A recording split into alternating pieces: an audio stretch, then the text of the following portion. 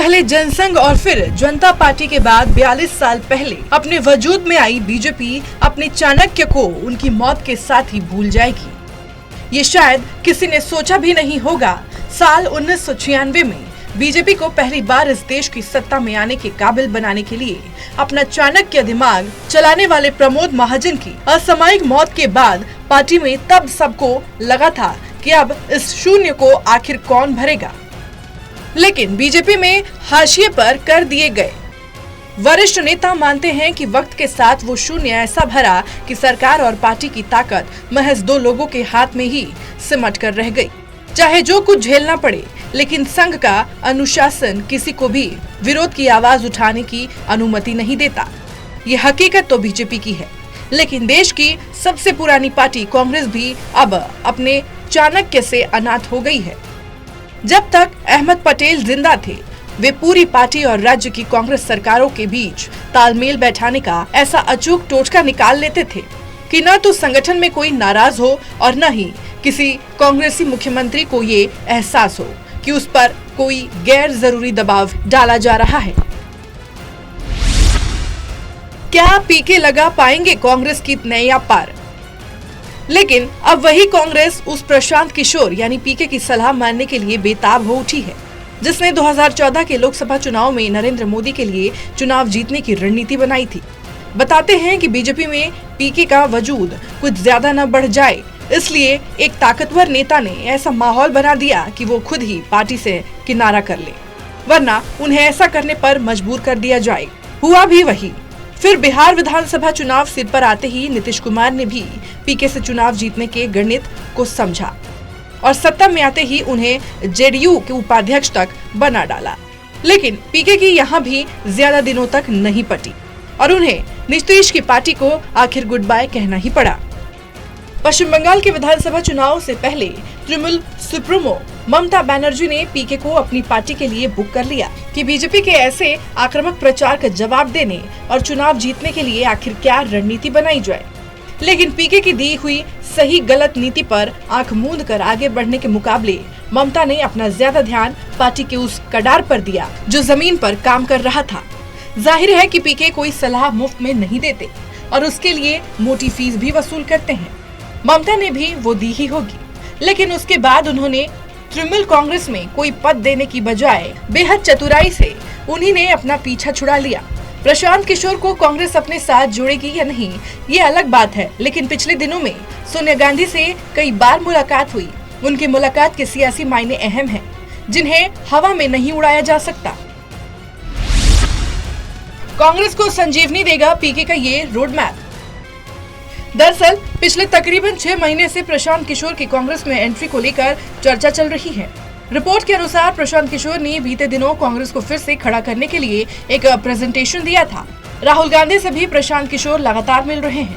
ऐसे में अब लगभग तय माना जा रहा है कि प्रशांत किशोर जल्द ही कांग्रेस के साथ जुड़ सकते हैं। पीके बन सकते हैं पार्टी महासचिव।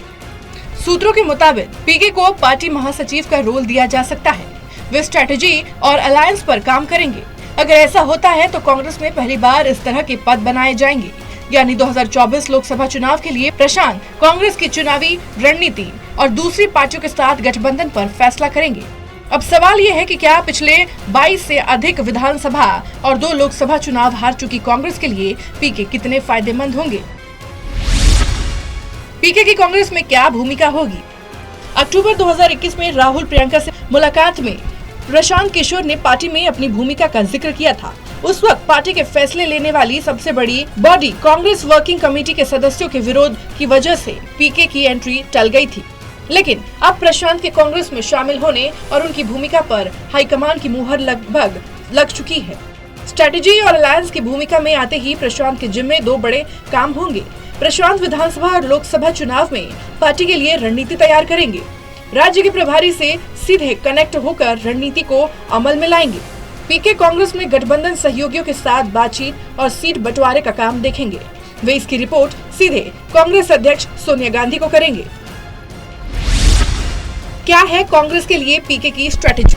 प्रशांत किशोर ने अपने प्रेजेंटेशन में कांग्रेस में जान फूंकने के लिए कई सुझाव दिए हैं। इसमें देश भर में लोकसभा की 370 सीटों पर फोकस, यूपी, बिहार और ओडिशा में एकला चलो और तमिलनाडु और महाराष्ट्र में गठबंधन करने की रणनीति शामिल है। उनके साथ सीटों के बंटवारे पर भी बात करेंगे। हालांकि सवाल ये भी उठ रहा है कि पहले भी पीके कांग्रेस के साथ जुड़े थे, लेकिन पार्टी को कुछ खास लाभ नहीं हुआ था। ऐसे में एक बार फिर से पार्टी में उनकी एंट्री से क्या बड़ा बदलाव होगा?